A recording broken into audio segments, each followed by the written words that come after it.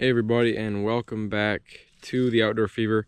Today we're going to be doing another lure review, but today we're on the water and we actually get to, look at this out in the water as opposed to looking at it inside. And the one we're doing today is probably going to be one of my favorite lures this year, and that would be the mini revolver. So as you guys have seen in the past, I really like the regular revolver.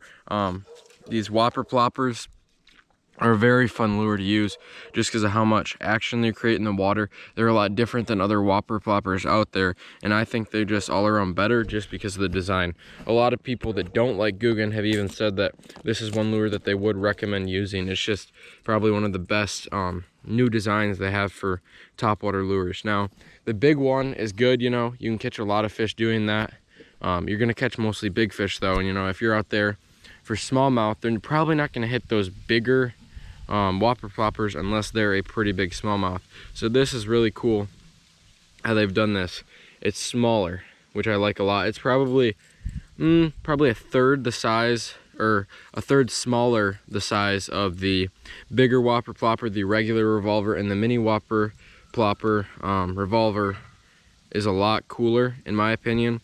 I got this color. This is the natural green color. It comes in both sizes, but I think it looks a lot better on the small one. It looks like a dying fish kind of thing on the top of the water. Unlike a lot of other lures, whopper ploppers out there, they put the spinning part in the middle as opposed to the back. So I think you're going to get a lot more action than you normally would. You're going to catch a lot more fish doing that because the fish are going to be attacking the middle of the lure as opposed to the back of the lure, and you're just going to have a lot better hookup rate because those hooks are one's in the middle, one's in the back. So either if they slap at it from the back or hit it right up the middle, you're going to get it. This is going to be a lot more fun for smallmouth this year. Obviously I'll use it for largemouth too, but you guys all know the goal this year for the channel is to catch the biggest smallmouth we can. This could play a key early May, in the middle of the May, to catch a lot of those bigger smallmouth and just a lot of smallmouth. I've learned a lot just by watching YouTube videos and a lot of stuff like that on how to catch these smallmouth, and I think this could be a big key on how to do it. When those smallmouth are aggressive and wanting to fill up right before the spawn, this is what you do. You hit them with fast moving baits, aggressive baits, top water, and it can be really fun. The lake I fish up north, very clear, so it's going to be fun to watch those fish hunt this thing down and absolutely smash it. Let's see what it looks like in the water. Have it rigged up on my Googan rod. Got it on my spinning rod, 6'10", medium action, finesse, and yeah, it's a really nice rod, really nice lure. Let's see what it looks like in the water. Okay, let's see what it looks like first cast. I see a bass, and there's a couple of the bigger bottom feeder fish in here. We're gonna cast it kind of by this bass. Ooh, that already looks amazing. Ooh, that bass did not like it though. That's a smaller bass. This lure is honestly about as big as him, and it's the mini one. The other one's bigger than him probably, but man, it just looks so good. I really like this color, that natural green color. Looks really good in the water. It's got that orange tip, so you can kind of see it really well. It looks really cool compared to the other one because it's smaller. So all the features are smaller, the head's smaller, the eye's smaller. It's a lot smaller, but it has the exact same action in the water, sounds the same. Get that good whopper plopper noise. That's honestly like probably one of my favorite noises in all of fishing, between that and the blow up on a whopper plopper. But this one is definitely getting the pass for me. The one thing that I've seen that I don't like about it is it seems to not spin 100% of the time unless you're reeling it at a really fast speed. But if you're reeling it really slowly, it doesn't always spin.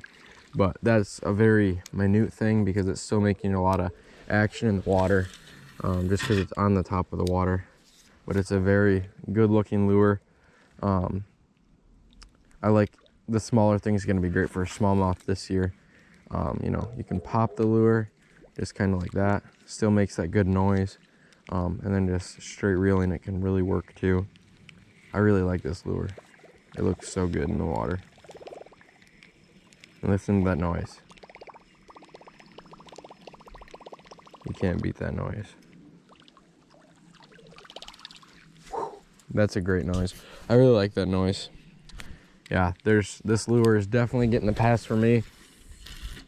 I would definitely go buy one and, you know, compare it to the bigger one if you guys already have the bigger one, or, you know, compare it to other whopper ploppers, you know, out there on the market. Like the River to Sea one's very good. That would probably be the only competitor I would think of Googan's whopper plopper right now. But nobody can really compare to Googan right now, I don't think, as far as, you know, innovation and all that. Like, you know, one thing Googan did differently last time, and they did it again, is put that thing right in the middle. It looks really good that way.